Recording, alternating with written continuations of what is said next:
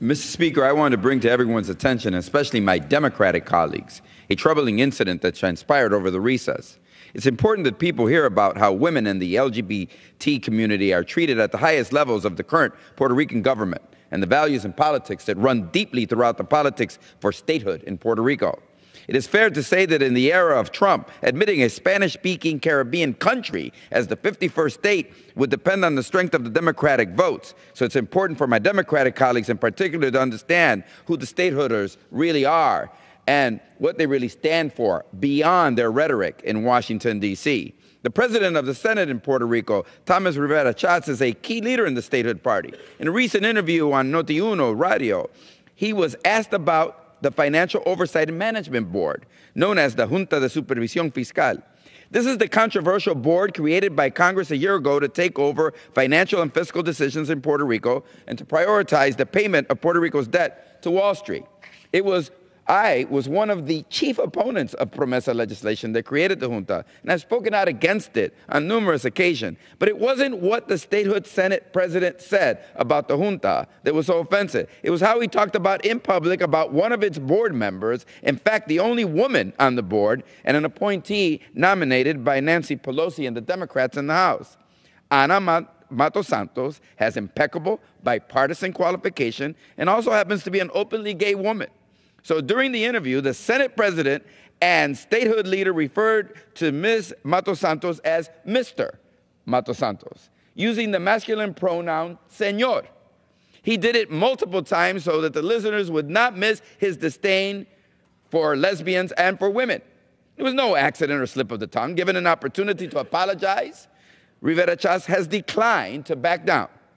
And this is not the first time he has displayed his contempt for women and for gay and lesbian community. His agenda is clear, and he knows he has many like-minded allies in Puerto Rico's statehood movement. Every time he has had an opportunity to block civil and human rights protections for the LGBT individuals, he does so. He goes out of his way to belittle gay and lesbian citizens, even when they are the victims of hate crimes. And to be clear, I don't see Rivera Schatz as one bad apple. He is a bad apple that exemplifies and is a voice for other leaders in his party. So as a Puerto Rican and as a supporter of equality, all this is deeply disturbing to me. Gender and LGBTQ equality issues are deeply ingrained values of the Democratic Party, and I think they are core issues that bind Democrats together, issues of justice, opportunity, and fair play. So when the leaders of the statehood movement in Puerto Rico call upon Democrats in Congress to speak about equality and justice for Puerto Ricans, I want my colleagues to think about the agenda they are pursuing in Puerto Rico and the extent to which they have very different approaches to fairness and equality on the island. Now, in closing, I'd like to offer a few words to the Puerto Rican people in their own language, Spanish, and I will provide its translation to the desk. Los valores de la igualdad y del trato justo y equitativo son valores fundamentales que la mayoría de los puertorriqueños atesoramos profundamente. Así que cuando el partido estadista, el PNP, permite que figuras polarizantes y divisivas como el senador Rivera Schatz sean su cara y su principal representante en el Senado, eso me hace a mí y a muchos otros sentirnos escépticos en cuanto a los argumentos de los estadistas que usan palabras como igualdad y justicia en Washington, pero luchan en contra de la igualdad y la justicia en Puerto Rico.